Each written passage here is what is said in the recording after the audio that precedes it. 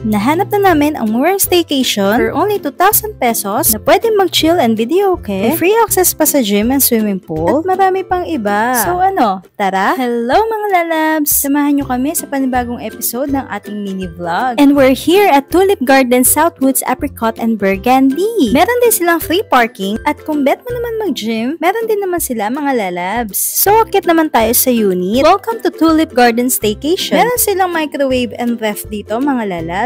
If ever na may dala kayong foods, pwede nyo din naman ilagay dito. Meron din silang smart TV dito na pwede kayong mag-Netflix and YouTube. Isa din pala to sa mga nagustuhan ko dahil bukod sa bago ang unit, malinis na and very spacious pa. Meron din silang complete cookware. Meron din silang induction cooker na kung saan pwede mong lutuin yung favorite mong dish. And syempre, ready na ang ating food kaya tara, kain tayo. City view din pala ang matatanaw mo dito. Ang ganda din pala dito mga lalabs kapag gabi. Kita mo din dito yung expressway. So dito naman sa CR, isa din pala to sa mga nagustuhan ko dahil meron silang hot and cold shower. Plus, meron din silang mini karaoke. And meron din silang sofa. Pwede ka din mag-chill dyan, vebs. So, labas naman tayo mga lalabs. Puntahan naman natin yung pool area. Pang IG worthy talaga ang vibes nila dito mga vebs. Meron silang pang kiddie pool and adult pool. At hindi din crowded ang place dito mga lalabs. Isa din pala ito sa mga nagustuhan ko dahil minemaintain nila yung kagandahan at kalinisan dito. Pwede mo na rin irampa ang pangmalakasan mong OOTD o sino ka dyan, vebs. For booking and increase, just send your message to Tulip Garden Staycation located at Southwoods, Binyan, Laguna. And meron din silang Airbnb mga lalabs. Link na sa comment section. Bye!